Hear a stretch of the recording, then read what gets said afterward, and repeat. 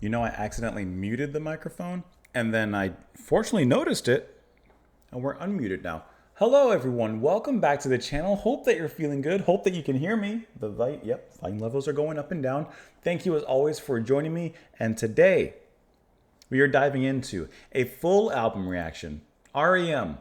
We're listening to their album Fables of the Reconstruction, their third studio album, released in 1985. Why are we listening to this? Because this was suggested and sponsored by Will. So Will, thank you so much for the suggestion. Thank you so much for the support as well. I truly appreciate that. And this album had actually also been mentioned quite a few times in the comments. I see Eagles Rule, Sight H Man, Snow Dog, YouTuber Now, Pit Oriole, not Oriole, Oriole, as well. So thank you guys so much for the recommendation there on YouTube. Okay, so really quick, you're going to notice a little bit of editing here. We are going to listen to the full album, but Will had actually already requested the first two songs on this album, which I made in a separate video, and then he requested the rest of the album afterwards. So you're going to see a little bit of editing. I'm just warning you right now. It was just a couple days ago that I listened to the first two tracks on the album, so I'm going to insert that video into this video. And then after that video ends, we'll continue on with the rest of the album. So, like, right now, I'm going to listen to track 3 forward, because we already listened to the first two tracks. You guys know what I mean. So, that's how everything's going to shake down. That's how we're going to do this. That's how we're going to approach it. And, yeah, I'm excited to listen to the rest of this. Spoiler alert, first two tracks are great. I guess I didn't have to spoiler alert that. So, yeah, listen. If you don't mind, pressing the like button goes a long way, helps a great deal. Sharing the video helps as well. If you don't mind just doing that, at the bare minimum, just do that. Second bare minimum, say hi. Even if it's your first time here, especially say hi. If it's your subsequent times, say hello. How's the weather going? It's going pretty good right here. Just all around, be good to each other. And then the plugs. The Buy Me a Coffee is there. If you would like to sponsor a song request, you can do that there. Patreon for exclusive content. And that's it. So I'm going to edit the video into the first two tracks and that particular video. And then we'll come back, which is going to be really weird because I'm going to do like a little clap thing and then like the other video will start. But I'm just going to keep on going. It's kind of a weird thing. Okay, here you go. Why don't we listen? Ow, just pinch my finger in between the desk and the chair. Okay, how about we start this over? How about we listen to a little R.E.M. Hello, everyone. Hope you're doing well, feeling good, finding yourself in a good place. Today, we are going to listen to the first two tracks off of their third studio album, Fables of the Reconstruction, released in 1985. And that'll be the two tracks, Feeling Gravity's Pull and Maps and Legends. We're listening to this because this was suggested and sponsored by Will. Well, thank you so much for the request. Thank you so much for the support as well. I truly appreciate that. And this album as well has been mentioned and suggested by Eagles Rule, Piework, DeThorn, DeThorn. Sorry, I'm stuttering on your name. Sight Men, Snow Dog, Pete Oriole, YouTuber Now. You guys. So thank you guys for the suggestion. Thank you for the recommendation. Let's go ahead and dive on in. Will this be another nostalgia tinged tracks? Or maybe be something different? Let's find out. Give it a listen. Talk about them after. Here we go.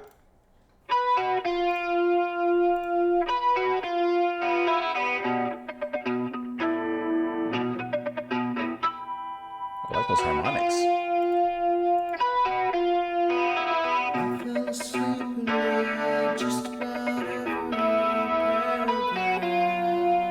Really cool guitar line.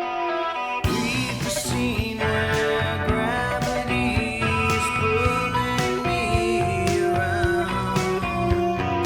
Peel back the mountains, peel back the sky. Stop gravity into the floor and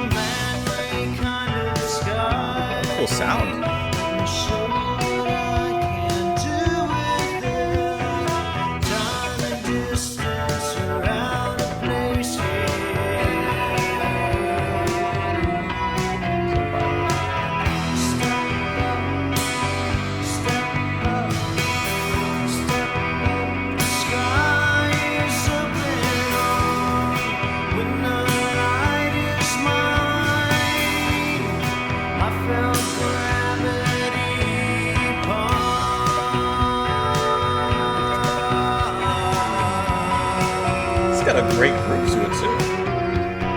Somewhere near the end it said you can't do this. I said I can. To shift, sway, river shift, oceans fall and mountains drift. It's a man-ray kind of sky. Shit I can't do with it. Step up, Tension building. step up, sky is open when the light is mine. I forever born to mine. That would be. This is the easiest task I ever had.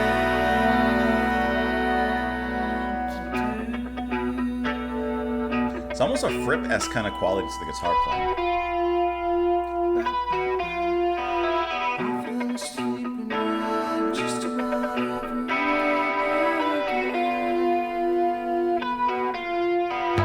read the scene where gravity is pulling me around. Shift, sway, river shift, oceans fall, mountains drift. It's a man-ray kind of sky. Show what I can do with it. Time and distance are out of place here. I like a little bit of violin. Step up, step up, step up. The sky is open when the light is mine. I felt gravity pull to mine. All in the This is the easiest task I ever had to do. Great change there.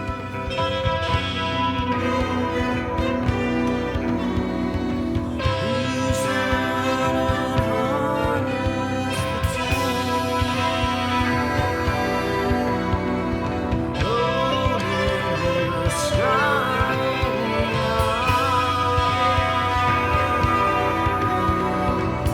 That's very progressive.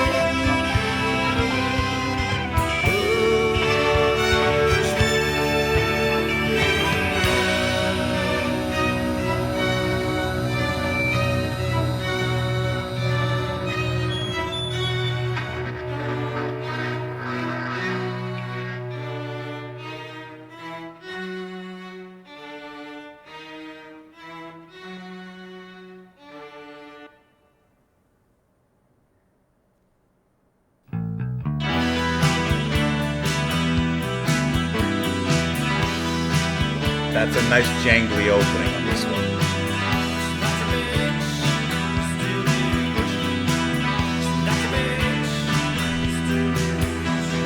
Call the company on his own way gravity, where he ought to be and sees what you can't see. Can't you see that? Maybe he's caught in the legend. Maybe he's caught in the news. Those background harmonies are so symbolic of the band's characters.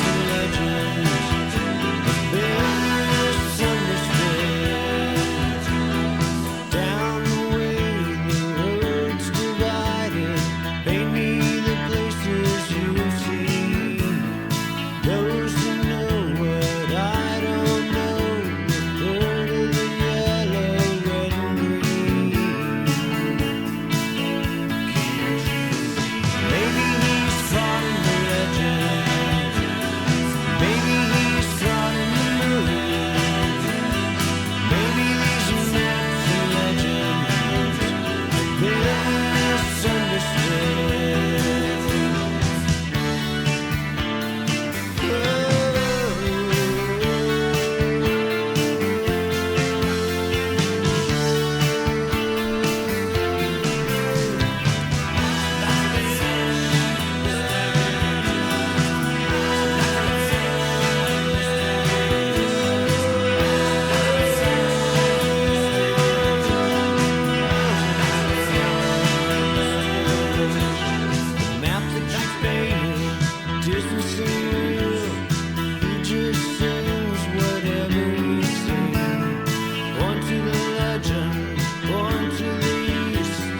Point to the yellow, red, and green. Amazing. Maybe he's caught in the legend. Maybe he's caught in the news. Maybe there's a map for legends that's been misunderstood. Been misunderstood.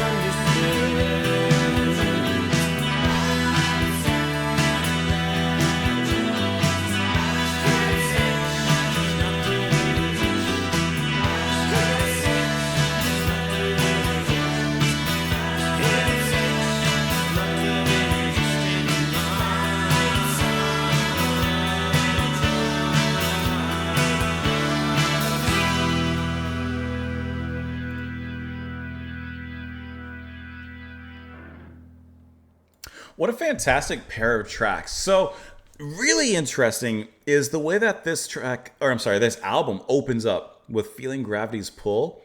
That guitar line that's played is so uneasy and slightly menacing and kind of leaning askew. It reminds me a lot of Fripp style from King Crimson. I should have just said Fripp, of course, who doesn't know where Fripp's from. And the harmonics that are used in there is really cool, but it has a kind of like sinister, unnerving kind of feel to it. And I like how they build a groove around that while never letting go of that feeling. Like even as the bass, the drums, and stipe enter in, you never lose track of that particular feel. And I like the way that Mills' bass playing wraps around it eventually, because it kind of coats it. And in my opinion, like I think of the bass as an object and an instrument that warms and coats, sometimes the other instruments. And in here it does so, but it does it with it still doesn't take away the tension. This is menacing. And then even as it comes in, right, it just growls beneath it. Under there. And then I love the use of the violin, as brief as it is before the chorus comes in, which changes things completely. I like how it's included in there. And it just adds this kind of creaking door, cabin in the woods, like we're not supposed to be here kind of feel. But interestingly enough, actually perfect timing, it opens up in the chorus completely differently. Then we get kind of that more brighter, let the sunlight in kind of feeling in the chorus. It builds up, still get the tension, but wait till it ends here. I'm skipping a little bit. I gotta get to the chorus because he's moaning like a ghost there. Here. That's what I'm looking for. This is that sunshine moment. And when I think of R.E.M., even though we haven't covered like a ton, but we've covered a decent amount from them, like that particular sound that it hits in the chorus is kind of what I think of when I'm thinking of the band. And so it's really cool how they kind of throw you off a little bit. Didn't I say this is their fourth album, if I remember correctly? Third studio album, sorry. This is their third album. And so I don't know. I can't say for sure. But I feel like, okay, the band's established at this point. And for a new listener, fan of R.E.M., they're like, okay, we're going to listen to their new album. This comes on, and that uneasy guitar starts us off. You're like, whoa, this is a little different. And then as it goes on and progresses, you begin to get those facets of the band that you're familiar with while they're still experimenting and doing something different, which I think is really, really awesome and worth noting. Also, the track has a very progressive feel, especially as it reaches the near the ending. Let me get to that portion right here, probably close to that way. This switch is so cool in how it closes off this song, but also ends or moves towards the transition beat in the next track as well. It kind of adds this rural, kind of rustic feel to the track here, and I love how it kind of descends once again into the darkness. The strings, the guitar, the drums especially, and that tom pattern. It sounds like there's a darkness that's seeping into the light. Because you had light before in that chorus, right? Here's the light. But then it transitions and it's like descending. And isn't there something very uncanny specifically with the strings and with the guitar and the movement with which they have? I don't know, there's something descending about that, as if things are unraveling and becoming untethered. And then when we move into Maps and Legends, we kind of move into something a little bit more jangly, a little bit more folky with the direction there. Like that That could almost be like Water Boys. Like it could almost be like something like that. It has that strong, jangly kind of movement. Stipe comes in his usual self, whereas in Feeling Gravities, he was kind of, to me, sounding a little bit more haunted. Here, he sounds like his usual good old self, I guess you could say. and it feels like the uplifting portion and half, as opposed to the first track. And this is very catchy. Like that's where that catchiness comes in. That's where those strong characteristics of the band come through. And I really like the bass playing it in this one as well from Stills. It feels really good. And I'm going to actually look. Actually, you know what? Let's look together. Come with me on this journey. I'm going to click on Mill's Wikipedia page. I can't tell you exactly what, but for some reason his playing and portions of this track specifically call to mind Rush. I don't know why. I think it's just the relationship between the guitar and the bass, but there's something about his playing that reminds me of Rush a little bit. I'm curious if there's any. I'm going to do a Control F and see if Rush comes up. No, Crush. Okay, that's not what I'm looking for. I'm just curious, like, has he... Okay, his melodic push bass playing is inspired by Paul McCartney and Chris Squire. Yes, okay, hey, I'm not too far off. He said, I always play a melodic bass, like a piano bass in some ways. I never wanted to play the traditional locked into the kick drum root note bass work. I mean, those are great examples of inspirations to follow. No, there was just something about his playing that kind of reminded me of Getty. Anyways, let's look at these lyrics. Let's go back to Feeling Gravity's Pull first. I fell asleep and read just about every paragraph. Read the scene where gravity is pulling me around. Peel back the mountains, peel back the sky, stomp gravity into the floor. It's a man ray kind of sky. Let me show you what I can do with it. Time and distance are out of place here. This is, I don't know what the song's about. I'm just interpreting as I always do in my own words. I feel like he's reading, like he said in the very beginning. And when you're reading a book, you're journeying into the author's mind. You're journeying into another world, into a different place. And I feel like as he's falling asleep and reading, he's finding himself entering this particular world of whatever book he's reading. Step up, step up, step up. The sky is open-armed. When the light is mine, I felt gravity pull. I also like how in the chorus when he says step up, the music perfectly escalates as well and rises. Somewhere near the end, it said, you can't do this. I said, I can too. Shift, the swaying rivers shift, oceans fall and mountains drift. It's a man ray kind of sky. Let me show you what I can do with it. So he's taking ownership. He's taking control of this. Is he having a lucid dream? I felt the gravity pull onto my eyes, holding my eyes straight, looking down. This is the easiest task I ever had to do. Maybe he's figured out how to fly in his lucid dreaming. I felt the gravity pull onto my eyes. Yeah, because he's getting sleepy while he's reading. Reason had harnessed the tame, holding the sky in their arms. Gravity pulls me down. That's what I think it's about. First song, Feeling Gravity's Pull, is built around a chromatic riff played by Peter Buck. The lyrics depict falling asleep into a dream. Got it. Nailed it. Next track. Here we go. Maps and Legends. Is he not to be reached? He's to be reached. I like that. The question and then immediately the answer. Call the fool in the company on his own where he'd rather be, where he ought to be, and sees what you can't see. Can't you see that? Maybe he's caught in the legend. Maybe he's caught in the mood. Maybe these maps and legends have been misunderstood. I like using the idea of maps and legends, how legends and keys are supposed to interpret different symbols and icons on a map. And maybe we're misunderstanding. And in this sense, we're getting lost, right? Is he not to be reached? He's to be reached. We got to use maps and legends. But what if you misinterpret the signs? Down the way the roads divided, paint me the places you have seen. Those who know what I don't know. Refer to the yellow, red, and green. Yeah, refer to the symbols, the colors. Is he not to be reached? He's to be reached. The map that you painted didn't seem real. He just sings whatever he's seen. Point to the legend, point to the east, point to the yellow, red, and green. Then it repeats that again.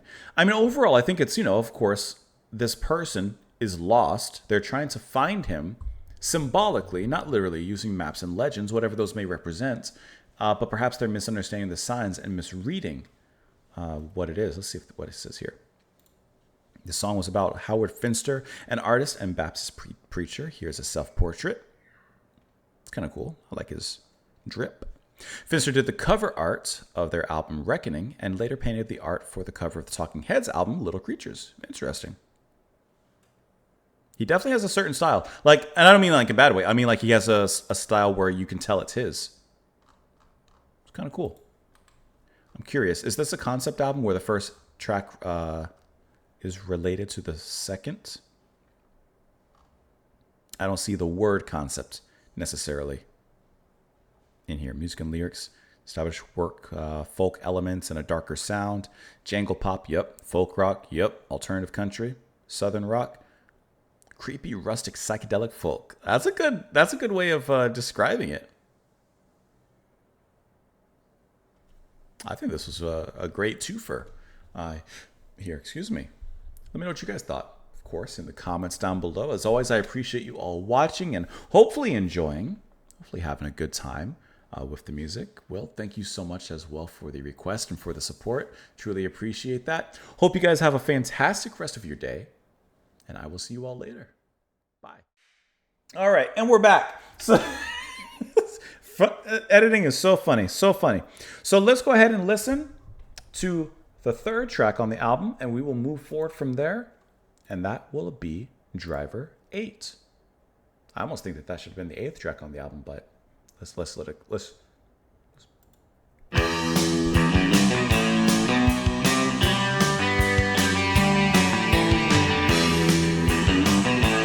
that's a nice riff. The walls are built up stone by stone. The fields divided one by one. And the train conductor says, take a break, driver 8, driver 8, take a break. We've been on this ship too long. And the train conductor says, take a break, driver 8, driver 8, take a break. We can reach our destination. Still ways away, still ways away. I saw a treehouse on the outskirts of the farm. Power lines have floaters so the airplanes won't get snapped. The bells are ringing through the town again. The children look up, all they hear is sky blue bells ringing. And the train conductor says, take a break. Love that back. Driver 8, take a break. We can reach our destination. Still ways away. Still ways away. Still ways away. Still ways away. Way to sit away. Little country vibe. Way to put myself to sleep. Way to sit away. Way to put myself, my children to sleep.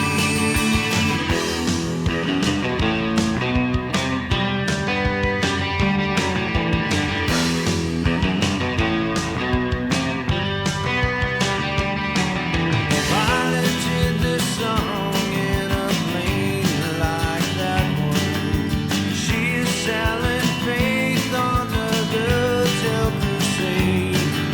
Locomotive 8, Southern pressing, hear the bells ring again. The fields of wheat is looking thin. And the train conductor says, take a break, driver 8, driver 8, take a break. We've been on this ship too long. And the train conductor says, take a break, driver 8, driver 8, take a break. We can reach our destination. Still ways away, still ways away.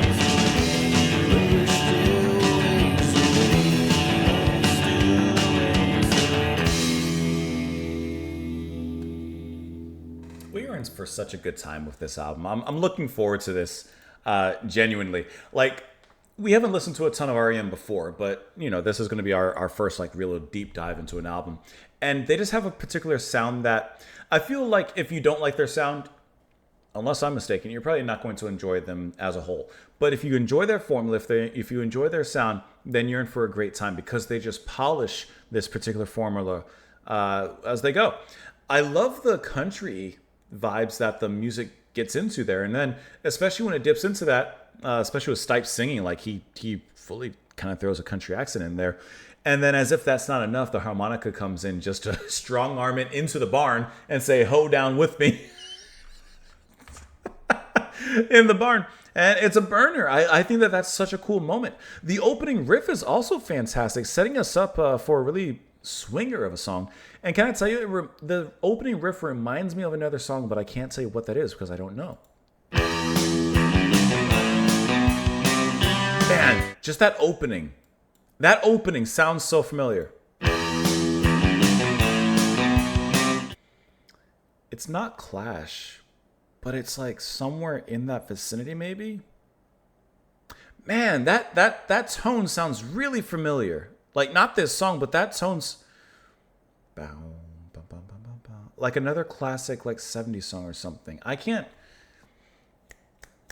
Man, it's on the tip of my tongue, but I can't picture where the rest of that song goes. Anyways, but what a cool bouncy riff that is. I like that. I like how you hear the twang in it. The wow, wow, wow, wow, wow, wow. You got that strong twang, which of course, like I said, comes back later with that country influence. When it gets to the chorus, I love the backing vocal that follows Stipe. Here,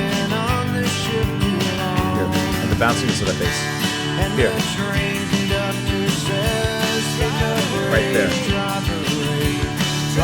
It's the smallest thing, but I love how that backing vocal comes up behind and just helps push Stipe a little bit more. And even like not harmonizing with him, but just like it has like a kind of cool call to action back there, which I think is fantastic. The drumming was also really nice in this particular track, and especially when it gets into that tom pattern off of the chorus here, further on. I skipped it. There's just a nice transition there. And there's a murkiness that's present in the vocal line, but the guitar shines brightly. And then, that murkiness is definitely enhanced by the drums and the bass, but even Stipe kind of lowers things a little bit. But that guitar remains high. But this little country part is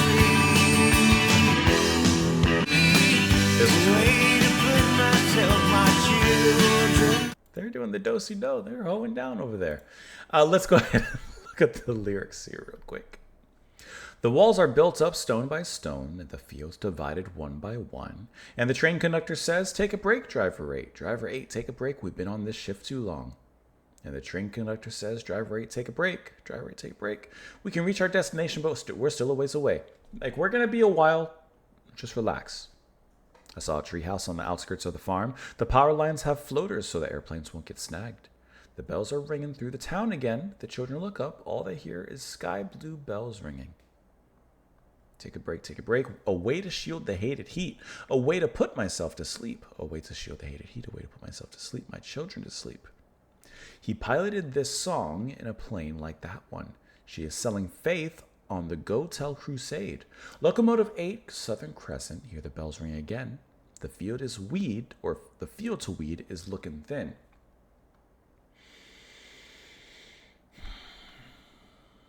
I feel like before this verse, I'm thinking literally, and it still could very well be, but there's some symbolism happening here. He piloted this song like in a plane like that one. She is selling faith on the Go Tell Crusade. Hear the bells ring again. The field to weed is looking thin. Man, like Driver 8, take a break. Who's the one driving the train? The conductor. Is there a feeling of he's doing too much and he needs to relax, he needs to take a break, but for some reason he feels like he just needs to keep overworking himself in some capacity, and in doing so, it's a way to shield himself from something else. Like he's putting himself over extending himself into his work to hide something or to shield himself from something. You know, like for example, if you had a tragedy happen and you're grieving, perhaps you throw yourself at your work so that you don't think about what happened. I feel like it's something in that capacity. Maybe not grief, but something in that capacity, as if to shield himself. Let's look at the article. The song peaked at number 22 on the U.S. Billboard Mainstream Rock Tracks chart. It refers to the Southern Crescent, a passenger train that was operated by the Southern Railroad until '79 and continues today as well. Guitarist Buck admitted in the liner notes that the verse chords for the song, Imitation of Life, were unintentionally taken from the verse chords of Driver 8. Is that the song I'm thinking of? I don't think so. Stipe said about his vocals, it's like breathing. I don't think about it when I sing. I was listening to these live tapes and thought it was a beautiful song with incredible imagery.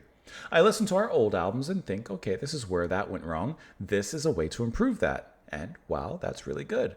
You're not the hoax you think you are. A harmonica was played in a mimicking fashion to sound like a train whistle.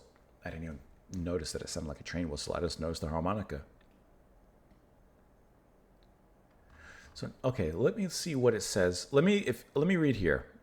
Let me see what some people thought about it.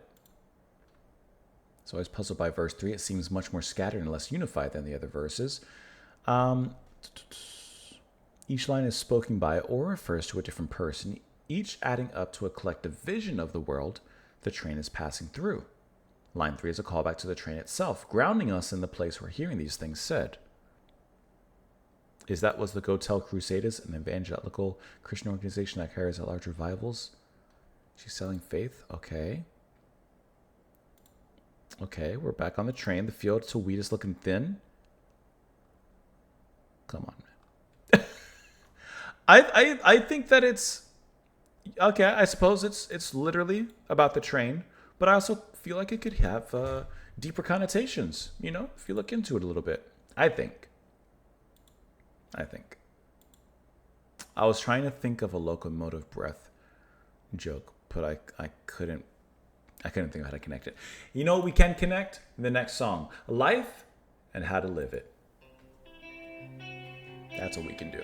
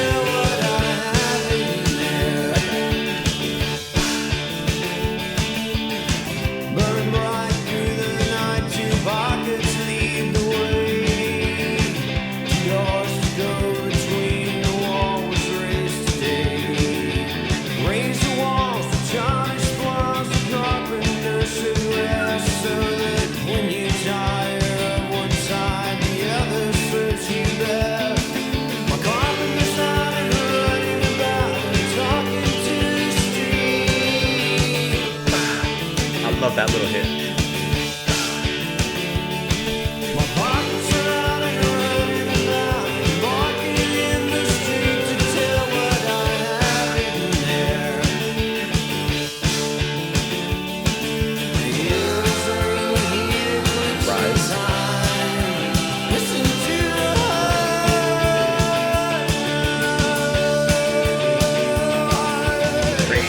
Listen to my walls with my tongue.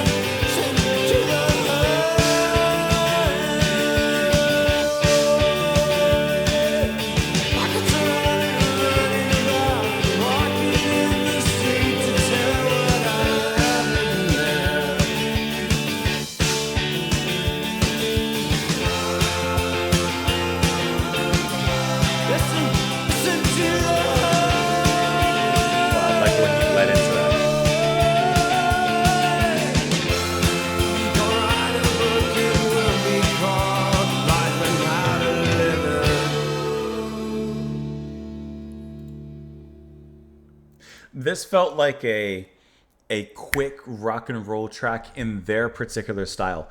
And you know what Stipe had said before in the little snippet that we read previously about singing is like breathing to him.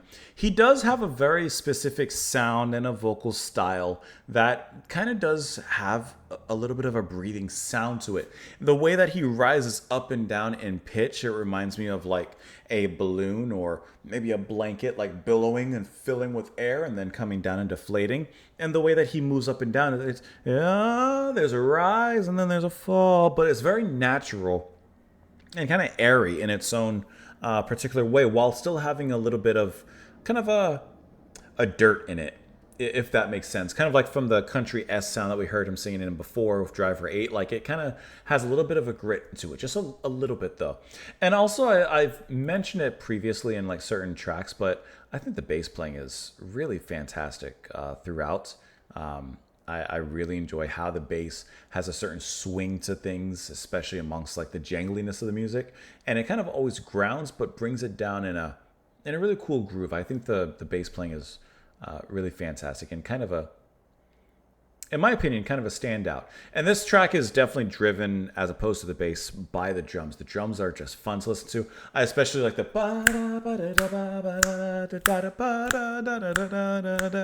and the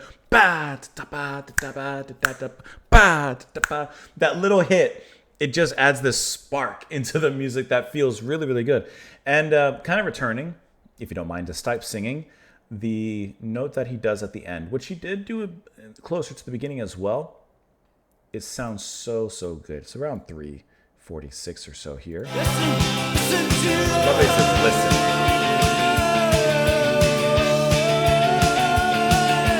listen. Like when he does that, you hear that air that I'm off, but you know the high note it's like he's going up and down. He's like a plane going up and down, which is hitting some turbulence, but in his way, it sounds good. It sounds good. I just really like how there's a power there, but I don't know. There's something about his voice that sounds very human. It's not overly polished. It's not like a diva. It's just, I don't know. It just sounds very natural, I guess is one way to put it. Let's look at this track here. The lyrics. Almost pressed the wrong button. Burn bright through the night. 2 pockets lead the way. 2 doors to go between. The wall was raised today. 2 doors with names before your others and your own. Keep these books well stocked away and take your happy home. My carpenter's out and running about and talking to the street. My pockets are out and running about and barking in the street to tell what I have hidden here. Then he repeats the lyrics almost again. Burn bright through the night, 2 pockets lead the way. 2 doors to go between. The wall was raised today. Raise the walls and shine its floors. The carpenter should rest, so that when you tire of one side, the other serves you best. The name of the track is Life and How to Live It. So,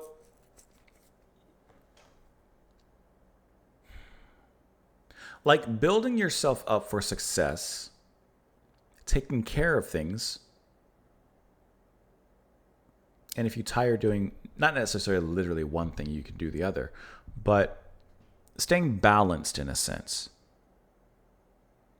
I feel like when he's saying my carpenter's out and running about and talking to the street, a carpenter works with their hands, takes wood and transforms it into something. I feel like this represents his work. His pockets, money, my pockets are out and running about, barking in the street to tell what I have hidden there. What has he hidden? My ears ring and hear eclipsing time. Listen to the holler. Listen to my walls within. My tongue turns to see you in. My ears go tin. The air quickened, tension building in inference, and suddenly life and how to live it. Like, has he somehow... Like, this seems like a very... This seems like an event in his life. A sort of nirvana. A sort of enlightenment. He's reached something. And within this, he's figured out life and how to live it, quite suddenly, as a matter of fact. Listen to the holler. I'm going to write a book. It will be called Life and How to Live It. Perhaps this is all talking about inspiration, and the title of the track is what he's come up to. Let me look what it says here. Stipe would often explain on stage banter in concert that this song is about a guy, Brivs Mekis, who had two homes connected by a hole in a wall. He'd live one life in one home and move over to the other when he tired of his current one. I am so off. In his closet, he kept every copy of a book he had written. The book was called Life, How to Live. Well, I'm a little off, but that's quite the duplex kind of setup. That's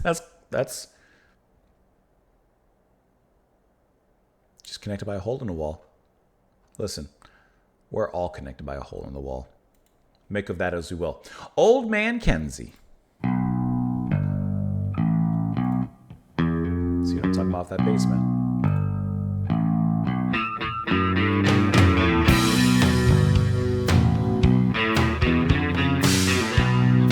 I'm telling you.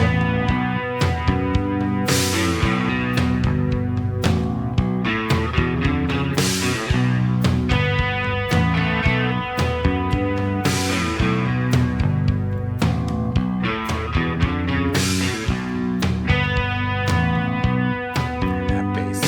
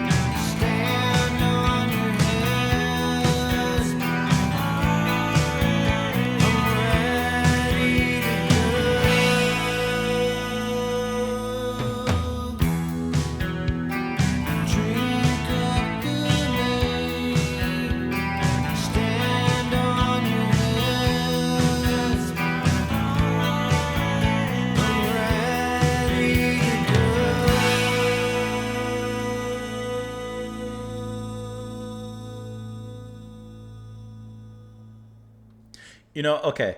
I was listening to this song, and you know what I was thinking about, but in relation to their like just their general sound, it kind of reminds me of a tumbleweed. Don't laugh, but does their music remind you of a tumbleweed?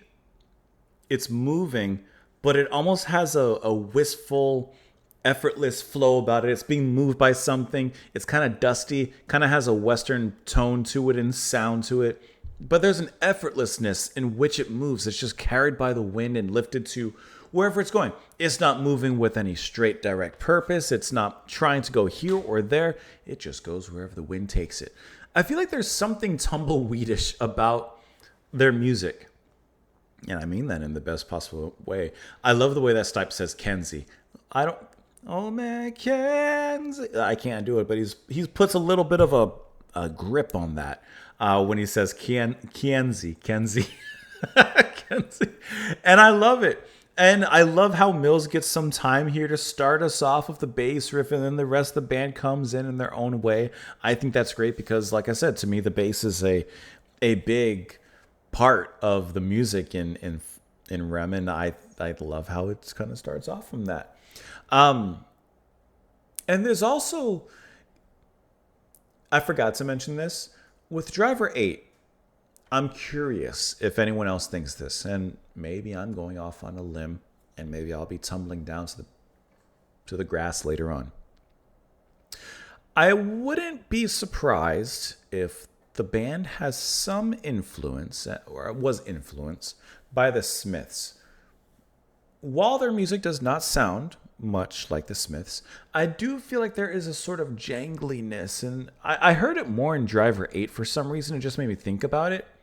But I feel like there's a Smiths element to the music. They just have a certain way of moving. And, I wouldn't say Stipe sounds anything like Morrissey, but I don't know. There's just something instrumentally that reminds me of the Smiths. But this song, Kensey, sounds like a dusty old antique that was found in the corner. You dust it off and, let's just pretend it's a music box. You start twisting the knob and it starts working just like brand new. It just has a certain kind of energy to it, in my opinion. Let's look at these lyrics, though. Old Man Kensey wants to be a sign painter. First, he's got to learn to read. He's going to be a clown on TV. Flags at his elbow. Time to breathe. If that's my folly, I believe.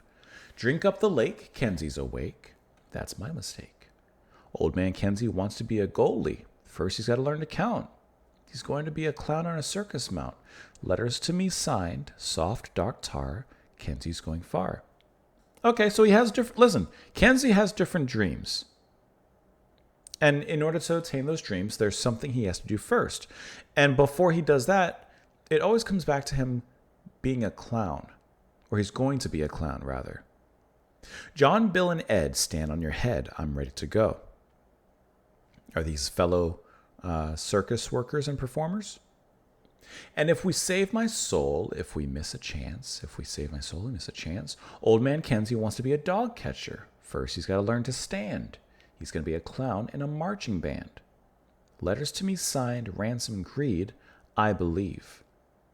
Drink up the lake, John, Bill, and Ed. That's my mistake. Kensey's awake. Stand on your head. I'm ready to go.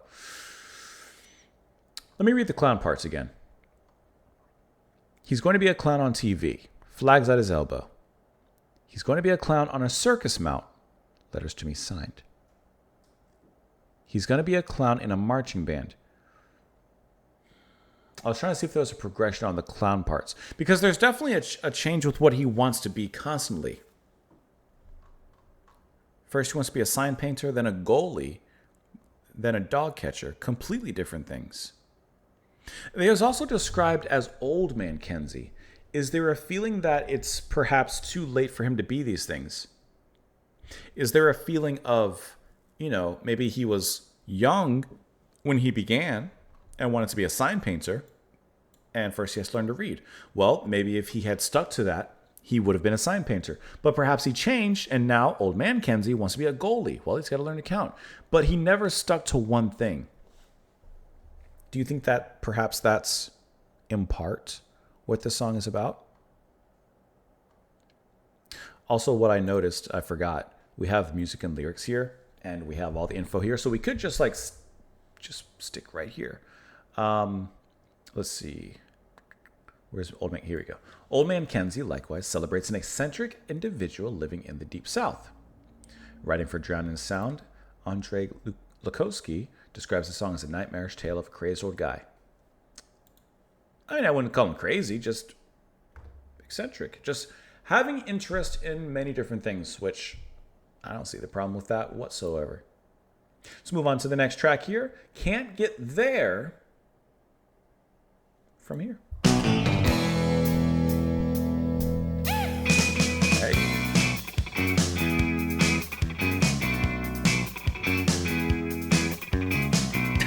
That's not R.E.M. That's not R.E.M. When the world's a monster, bad to swallow whole.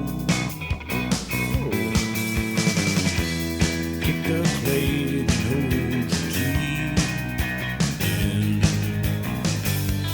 throw your chores out the door. If you're needing inspiration, Did not know they would do something like this.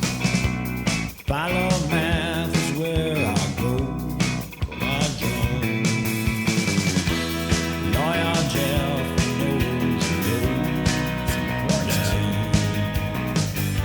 It's mighty bad to visit home now. I did not know they could do like this.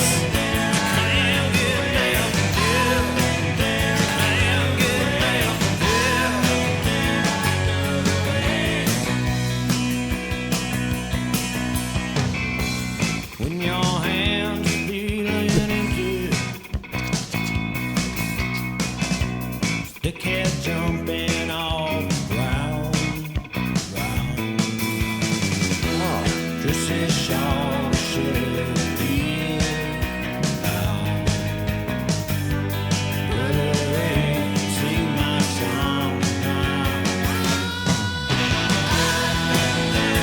Can't get better from here.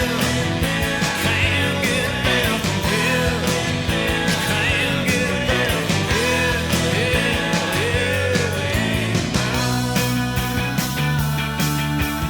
Hands down, leave shit bound. Bang long, kiss the ground. 2-7, continent going round and round. Go ahead, Mr. Citywide, hypnotize, tide. Gentlemen, testify. If the world This is great. is a monster, bad to swallow whole. Follow math and know the road down. Throw your troubles out the door. Can't get there from here. Can't get there from here. Can't get there from here. Can't get there from here. Can't get there from here. Can't get there from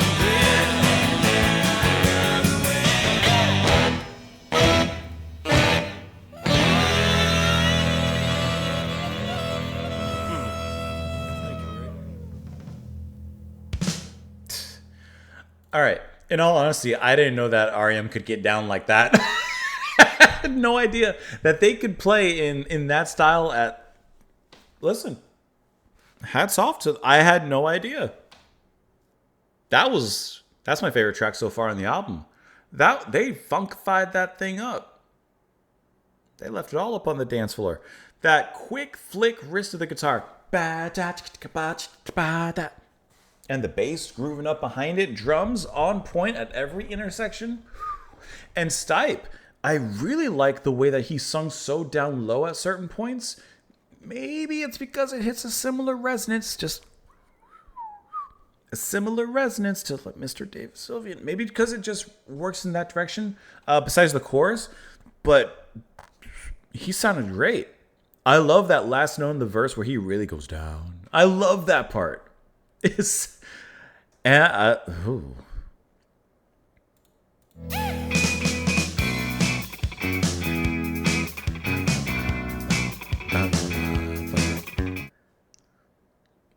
Come on. You hear that and you don't feel something? I think that's so cool. Like I said, I don't know anything about R.E.M. We've listened to a few songs here and there, but I don't know overall. That comes out of nowhere. That's like sitting in traffic and lightning just goes off next to you. That's going to Costco to get a free sample and they give you an extra sample. You get two. That's walking down the street finding $1. I was walking down the street the other day and I saw $1 in the road, but it was in the road with a bunch of cars, so it wasn't worth anything. All right. Yeah, that was... yeah, that was wonderful.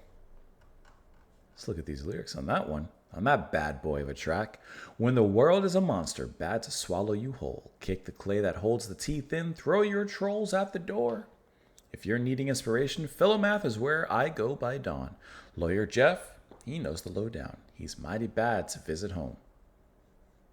I've been there, I know the way. Can't get there from here. Listen, I've tread down this path. You can't get to where you're going from where you are. When your hands are feeling empty, stickhead jumping off the ground. Triss is sure to sure the deer out. Brother Ray can sing my song. What about Sister Ray? Hands down, Kalichi bound, landlocked, kiss the ground. Dirt of 7 consonants going round and round. Go on ahead, Mr. Citywide, hypnotized, suit and tied.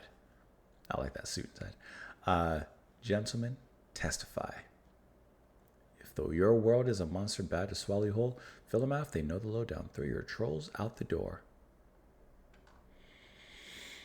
Who's Philomath?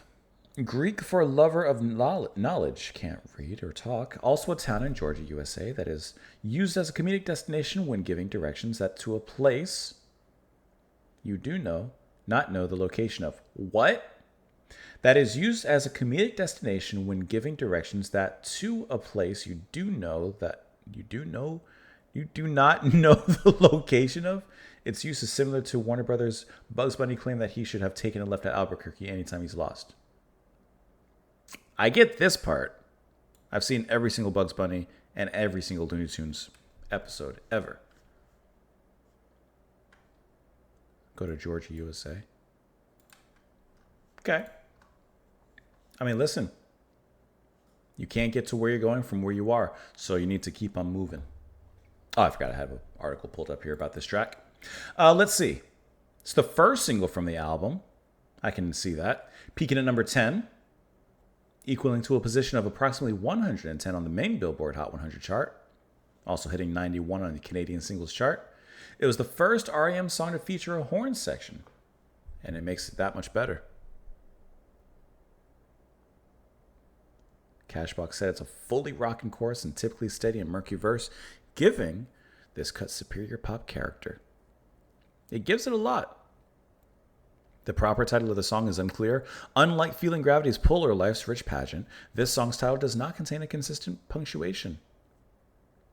How interesting. The band's U.S. copyright registration for the song includes the apostrophe. And there's your chart information on this absolutely banger of a track. That is just great. That's out of this world. That's a catchy one. Green grow the rushes. Slow things down a little bit after that.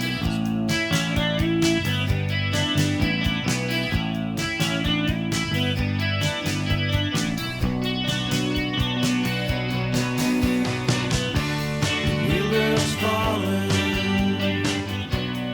Look at my hands and found some surplus cheaper hands. Running palms and picking shoes.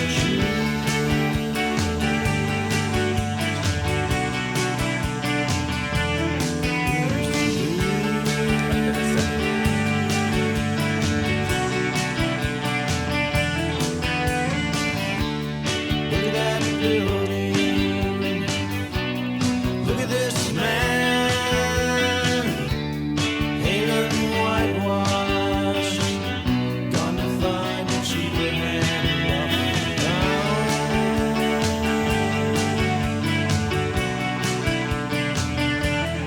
walking around.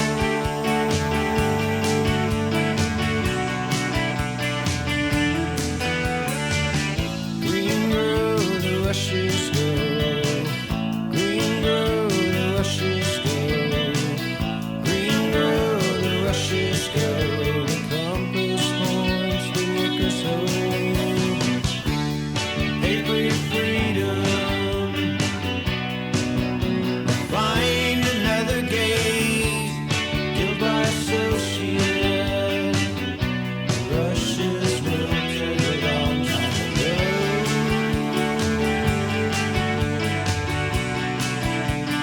Guilty as you go.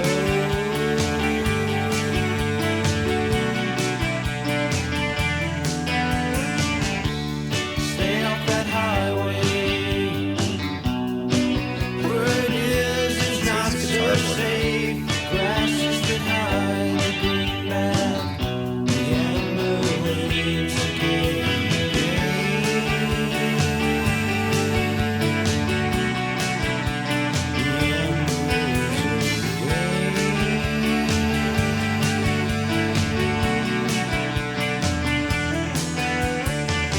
Green road, the rushes go. Green road, the rushes go. That's work. Green road, the rushes go. The compass points, the workers hold.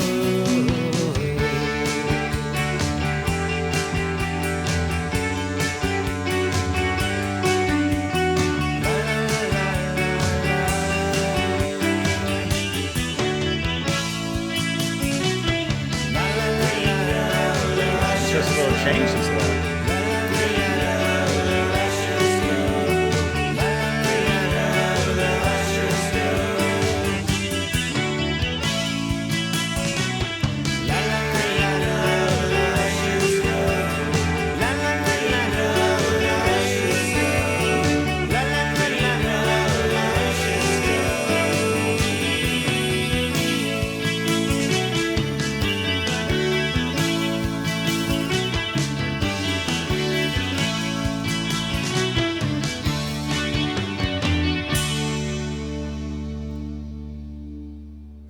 It may also just be me, but listening to the guitar and the bass work, does it remind you a little bit of Rush? Just a little bit, like in some capacity, because I feel a little bit of Rush vibe from this.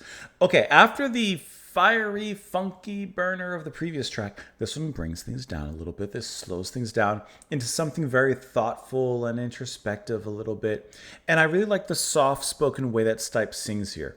I like how, I'm going to reference it again, the way that he talked about his singing is like breathing. And his voice in this particular track just feels like a cool autumn breeze. It just kind of flows over the music and, you know, the chorus of green grow, the rushes grow. Like, it's very calm. It's very relaxing. And, you know, he mentioned fields in the track as well. And it feels like watching the wind just kind of blow over like some fields, truthfully. And then that little change that happens. Hold on, I'm just trying to find something here for you. That change that happens briefly near the end, and then all their harmonies come in together is a really, really strong moment. This is kind of close enough to what I was looking for. Like, doesn't the music, you know what? Let me pull up the music at the same time. Turn this off. Like if I play the music here, especially the chorus. After this, watch what. Doesn't like the music remind you of like wind blowing off of or something? Oh, it's dark now. Okay, well, let me stop the music. Like, I don't know, it just makes me feel that way. Like, okay, the scenery that I put up wasn't exactly because I'm thinking like more like a sunset, like, you know, it's a little more color and everything. But regardless, like, it's making me think of that scenery, and I really love how the music just blows over this particular field. I think it's really beautiful and a really nice come down from the previous track. And it's catchy too, as well. Let's look at these lyrics here. Put you back up. Pow. The wheelbarrow's fallen, look at my hands. They found some surplus, cheaper hands. Rubbing palms and pick and choose. Who will they choose? Here is the news. Look at that building, look at this man, haloed and whitewashed, gone to find a cheaper hand. He'll offer a pound, offer a pound. Green grow the rushes go. The compass points the worker's home. Pay for your freedom or find another gate. Guilt by associate. The rushes wilted a long time ago, guilty as you go. So green grow the rushes go, but here the rushes wilted a long time ago. So what was promised maybe isn't what you got, as there is also some sort of deal happening here that seems to be taking advantage of someone. Like they promised them green rushes, like green fields, but those were empty promises. Stay off the highway. Word is it's not so safe. The grasses that hide the greenback, the amber waves of gain. Again, okay, I like the play on words, amber waves of grain on amber waves of gain, right? There's a taking advantage of there. La, la, la, la, la, la. Let's see. Let's look at the info on this track. Green grow, green grow. We're looking for green. There we go.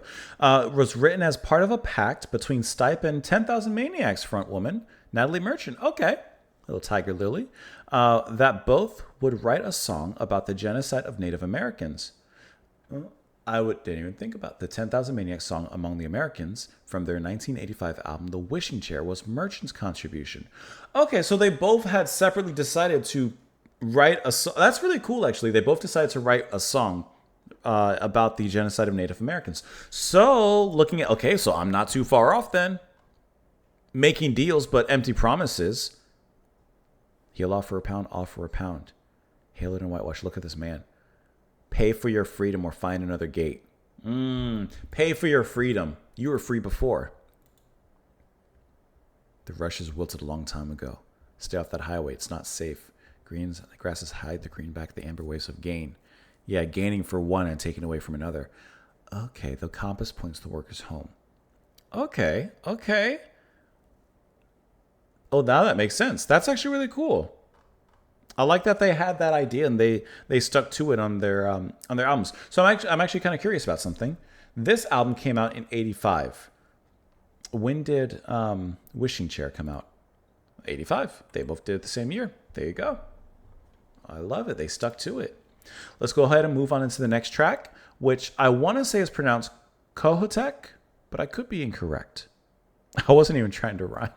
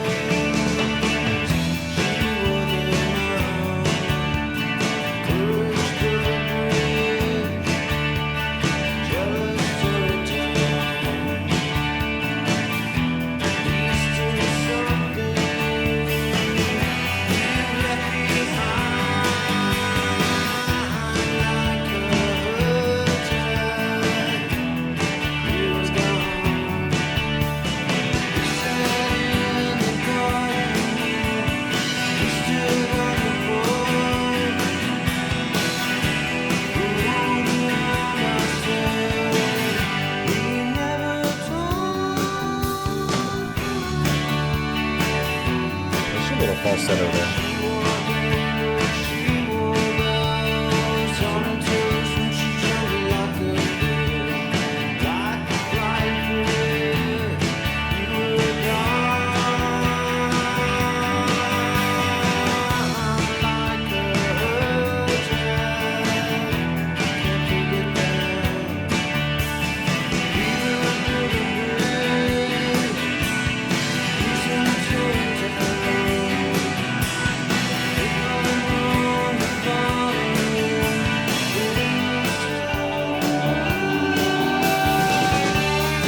least there's some resolution.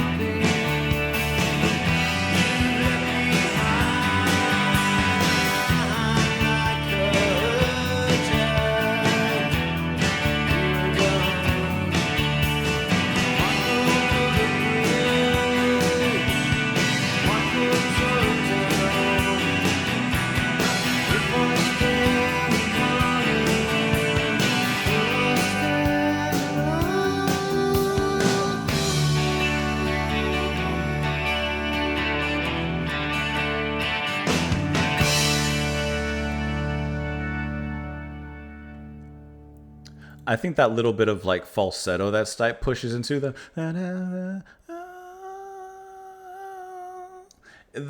upstart part, it almost sounds a little weird to me, just being honest, right? But the way he kind of tapers off at the end, the way he brings it back down, I think is really cool, especially when the music kind of crashes against the rocks at that particular moment, kind of helped by the guitar especially. I think that actually makes it kind of a cool little, like slightly odd but melodic ending moment. It ends on a sweet note.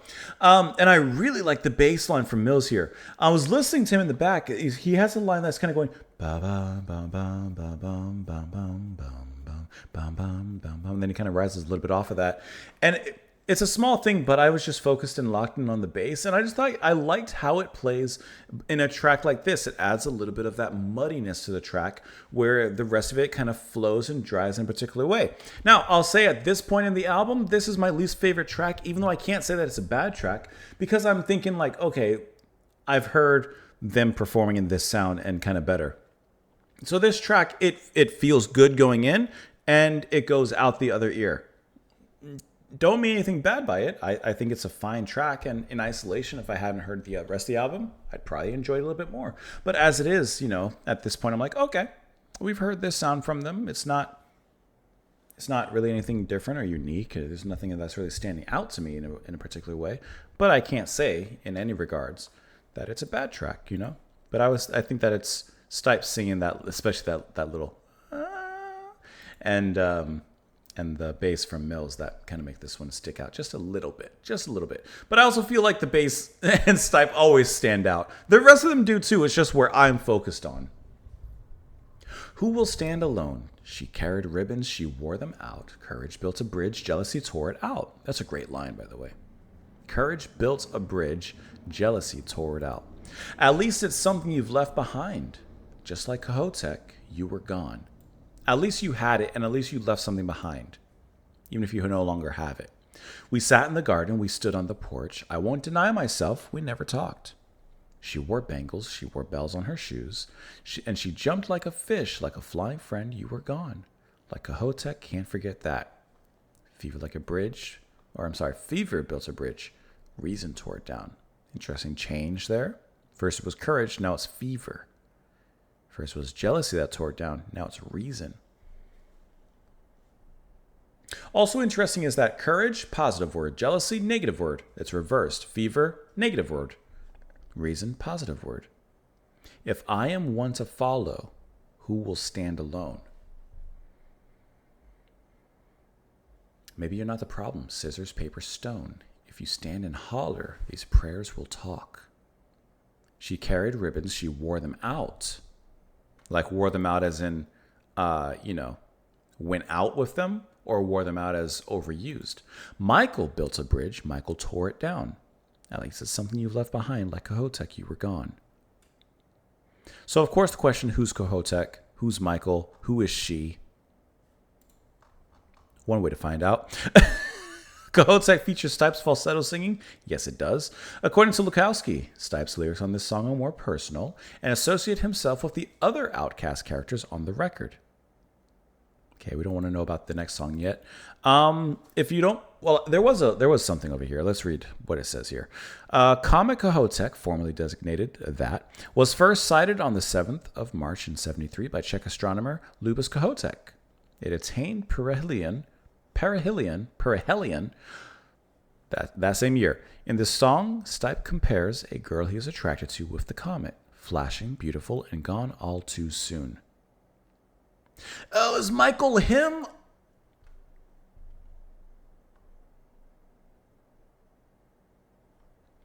He's Michael. He built a bridge, he made a connection, and he tore it down. Of course, he's the Michael. Michael? Let's move on to the next track, Auctioneer, Another Engine.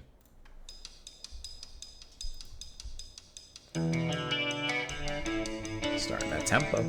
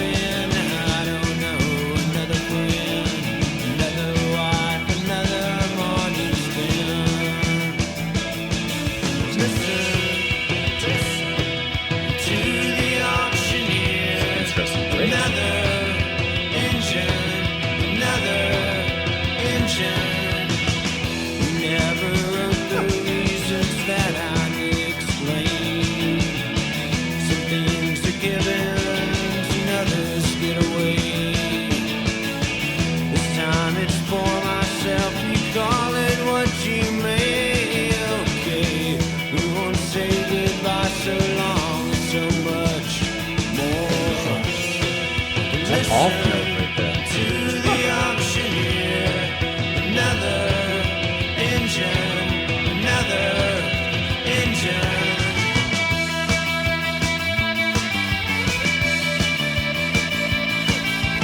Listen to the border holler, listen to the border holler, listen to the auctioneer. Get me to the train on time.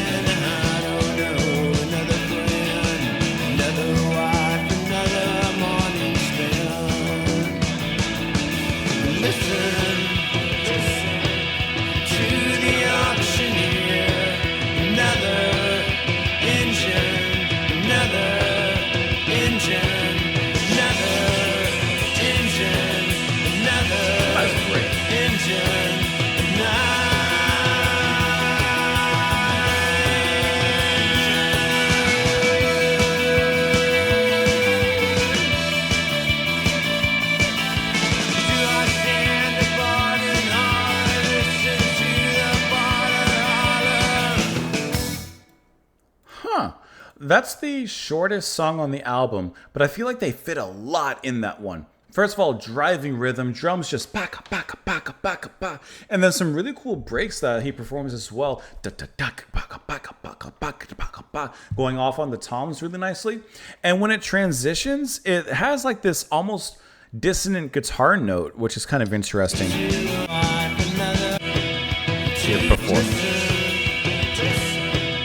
There's something almost off about that. Right?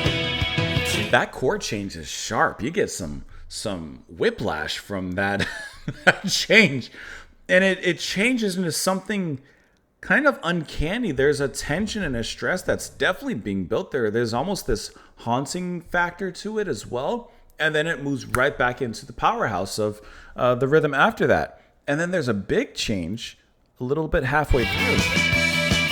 Oh, listen to the bass, man. Listen to Mills, man. Okay, after this.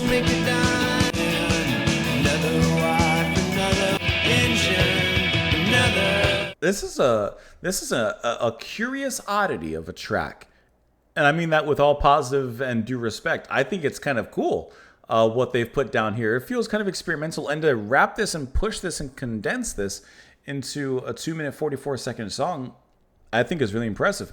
Not only helped by the speed of which they're playing. That's kind of cool. This one has a strange sound to it. Oh,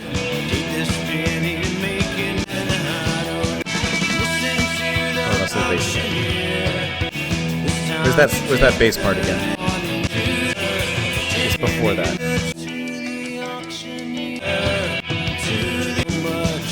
I can't find it again. I'm just skipping around. All right. Sorry. That's probably really annoying when I do that, when I go back and forth. I'm sorry. She didn't want to get pinned down by her prior town. Get me to the train on time. Here, take this nickel, make a dime. Take this penny and make it into a necklace when I leave. What is at the other end? I don't know. Another friend, another wife, another morning spent. All right, she didn't want to get pinned down by her prior town. We're movers, Rolling Stones. Listen to the auctioneer. Another engine. We're moving quickly, too. Very transient. We never wrote the reasons that I need explained. Some things are givens and others get away. This time it's for myself. You call it what you may. Okay, we won't say goodbye. So long and so much more. I feel like this is a relationship in which one party has just fled, basically, and they're movers. Listen to the auctioneer. As fast as someone's speaking at an auction, like the auctioneer specifically, this person's moving. Just another engine, another station, another train to catch, and moving on to the next town. Listen to the bargain holler. Listen to the barter holler. Listen to the auctioneer. Get me to the train on time. Here, take this nickel, make a dime. Like, I'm leaving, so here, take this nickel, do what you want with it. Almost paying them for their services in a kind of disrespectful way, perhaps. What is at the other end? I don't know. Another friend, another wife, another morning spent. Do I stand the bargain holler? Listen to the barter holler. We're scrolling. Okay, Auctioneer is described as atypically jagged and aggressive for the band with its urgent anthemic sound, hinting at the direction the band would take with life's rich pageant the following year. Yeah, but I want to know about this song. On Live at the Olympia, Stipe claims this song was partially inspired by his maternal grandfather, who was a traveling salesman. I can definitely get the traveling part in here. What's he selling? I don't know, but he's selling it quick and changing hands fast. I don't know what I was going to say after. Let's move on to the next track. Good Advices.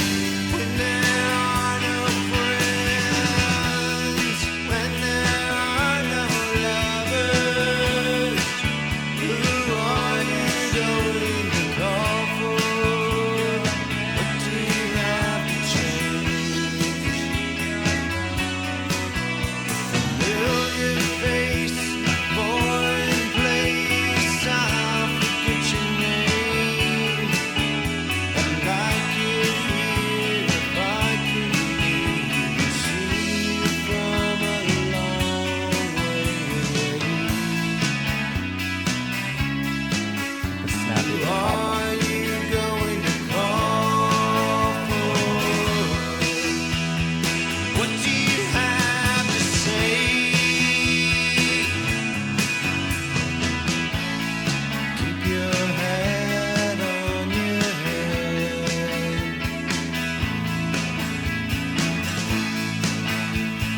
Home is a long way away.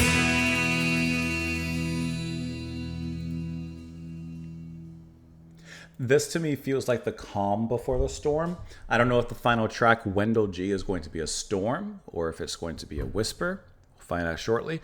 But this to me feels like a calm. Perhaps anything after the Auctioneer actually sounds like a calm. And actually, you know what? I didn't even think about this. With the Auctioneer, with the pace of it, it kind of sounds like an Auctioneer, like just going as fast as they can. I just thought about that. Good Advice is a soothing and calm track, especially like the guitar that's being played and those notes, which we've gotten to stylistically like the guitar played that way. But for some reason in this particular setting, it sounds very calming. It kind of sounds seaside to me.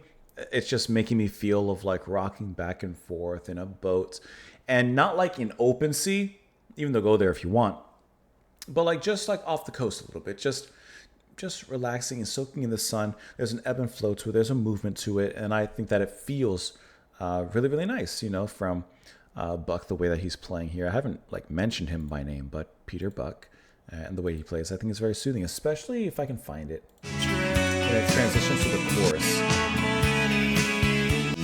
So let me get there. That right. Like notes like that.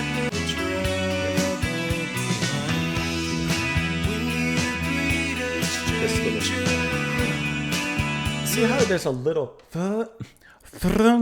like this little chord strike or strum rather right there that to me like evokes an image to me of the sea and of the beach and of relaxing. There's just something very chill about that, and I love the way he plays there. Even when we speed up just a little bit in the end, we get a little snappy with it.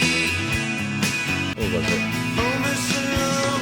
It's near the end, like really near the end. But when we get a little snappier with it, it still retains that soothing and calming atmosphere. And I love the way that Stipe sings in here as well. He's described his voice as like breathing. This is a sea breeze on a perfect day. Feels like getting good advice. When you greet a stranger, look at his shoes. Keep your money in your shoes. Put your trouble behind. When you greet a stranger, look at her hands. Keep your money in your hands. Put your travel behind. Who are you going to call for? What do you have to say? Keep your hat on your head. Home is a long way away. At the end of the day, I'll forget your name. I'd like it here if I could leave and see you from a long way away. He repeats the verse again. At the end of the day, when there are no friends, where there are no lovers, when you greet a stranger, who are you going to call for? What do you have to change? A familiar face, a foreign place, I'll forget your name. I'd like it here if I could leave and see you from a long way away.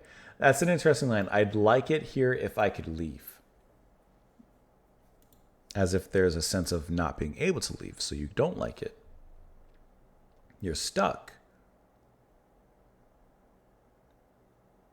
Is the good advices that's being referenced basically the chorus. When you have no one to call for, when you have nothing to say, when home is long, long, long, long and far away, keep your hat on. Keep moving. Don't get too attached. Could this be talking about tour life in some ways? The quick destinations and the cities and, you know, moving on, you're not getting really to enjoy, I guess, the locations. You know, faces come and go, people come and go. Hard to plant roots, perhaps. Maybe being a little bit cautionary when we're meeting strangers, right? Something like that. Let's see what it says here, if it says anything about the lyrics. Park has described good advices as birds-like balladry. Lukowski refers to its lyrics as paranoid, but strangely reassuring old-time wisdom. I can see that. Just listen, I view it as careful talking to strangers. Let's move into the final track of the album. Why'd I say it like that? The album. Wendell Gee. That's when Wendell Gee takes a tug upon the string that held the line of trees behind the house he lived in. He was reared to give respect, but somewhere down the line country is coming he chose to whistle as the wind blows. Whistle as the wind blows to leave. Slow dance in the barn. Had a dream one night that the tree had lost its middle, so he built a trunk of chicken wire to try to hold it up. But the wire turned lizard skin, and when he climbed inside, there wasn't even time to say goodbye to Wendell Gee. So whistle as the wind blows. Whistle as the wind blows to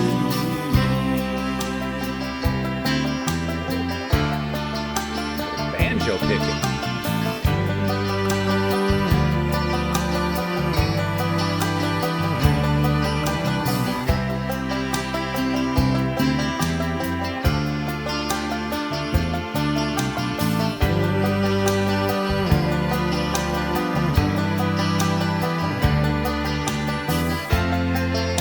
There wasn't even time to say goodbye to Wendell Gee.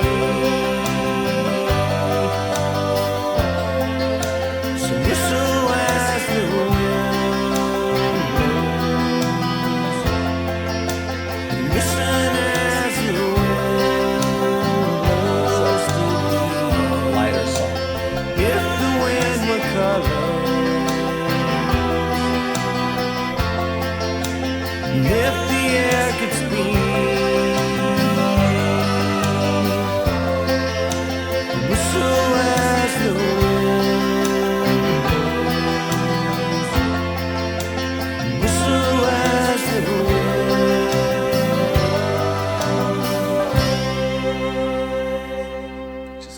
Just a shred of violin there in Wendell Gee. And there you have it, ladies and gentlemen, full album reaction of Fables of the Reconstruction by R.E.M. And we end with not a calm before the storm, with the previous track, a storm, but a calm. Here, Wendell Gee kind of circles us back to that country kind of style here, with a little bit of banjo, a little bit of violin involved as well. Stipe putting on that country accent and that country voice here. And it kind of feels like a slow dance towards the end and conclusion of this particular album, of this journey. And I think that they pull off this style incredibly well. I think it sounds genuine. I think it sounds like sweet as well. This to me really feels like that emotional swell of music before letting go of your partner's hand for that final dance together. I think that this comes together really, really nicely. And I love that banjo that was played. Let me pull it, see if I can find that here. I didn't look at the time. There we go. It's a cool switch from the guitar. There wasn't even time. And these vocals right there, those backing vocals. Oh, love that. That truly feels like that euphoric send-off for the album. And this is definitely one of those pull your lighter out and swing it up in the air kind of songs as well. I bet you, if I find this song online, if I find a live performance of it, I bet you if I get any footage of the audience, there's at least one person with a lighter. I'm pulling up the video. I'm not showing it because copyright. I don't want to get into trouble. It may not load. There may be some issues. Come on.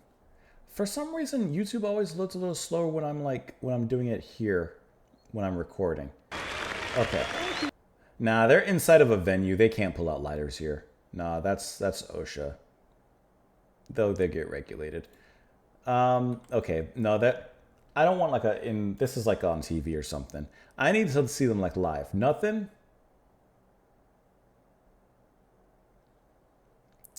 All right, well, we'll just forget about that particular idea. Either way, I know that people were pulling out lighters for this one.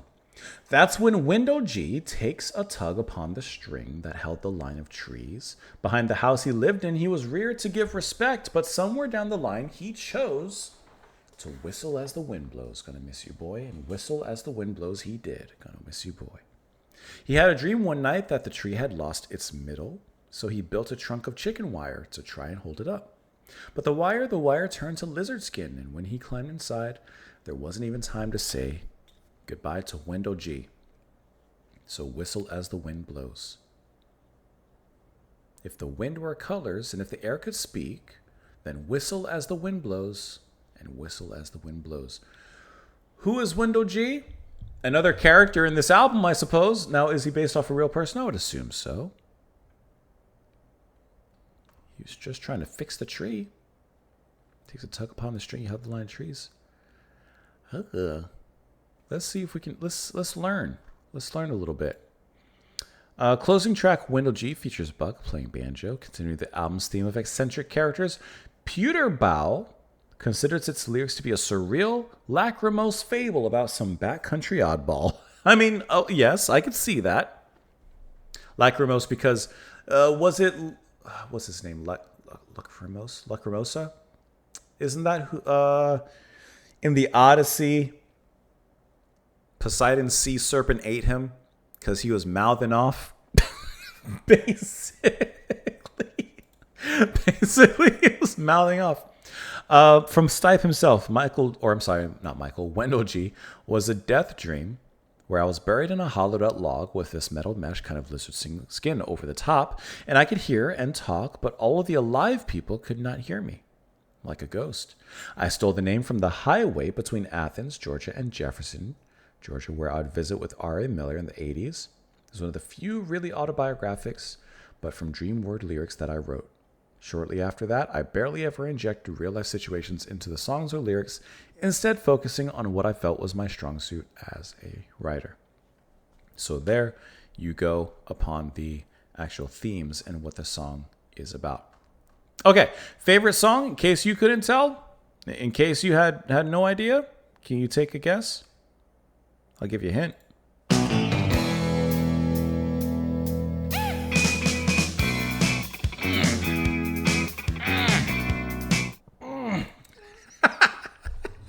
And it starts off the second side of the album. There you go. I didn't even click on I didn't realize there was a Wikipedia page for Wendell Gee. The song is almost entirely composed by Mike Mills, with Stipe supplying lyric and vocal. Peter Buck hated the song when it was initially recorded, claiming its only redeeming feature was his banjo solo. It was only included last minute on the album. With Buck's objections being such, the song was rarely played live, probably why I couldn't find it, even on European leg of the Reconstruction tour, where it had been released as a single. Buck has since revised his view of the song. The subject of the song died just after they completed their 95 world tour in support of the previous year's album, Monster. He was 69. So there you go with that information there. Yeah, back to my favorite song. After that, I'll be honest, Can't Get There From Here is... Ow, I just hit my head on... It's way up there. It's way up there. After that, I like Green Grows the Rushes, or Grows the Rushes. I'd have to listen to Maps and Legends again as well. And maybe Old Man Kensey. Let's just put it like this. Can't Get There From Here, way up there. Way up there. But the rest of it is fantastic as well. I'm just trying to go between, or maybe Driver 8 even. It's like this. Can't Get There is like way up here. Some of the other tracks I'm mentioning, Maps, Driver 8, Old Man, Green Grow, are like in the same stratosphere, which is also really high, It's just that Can't Get There From Here is way past them. After that, I may say Green Grove Rushes would be my second favorite track. I'm comfortable with that. I know I pressed the button. I'm pressing it one more time. Let me know what you guys thought of the track, of the album, of every track, your favorite song, all of that in the comments down below. Thank you so much for watching, as always. Thank you so much for spending some time with me.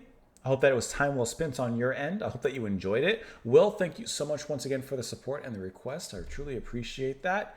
Listen, I hope you all have a great rest of your evening, morning, afternoon, wherever this and whenever this video finds you. And come on back tomorrow. Hope to see you all then. Bye, guys.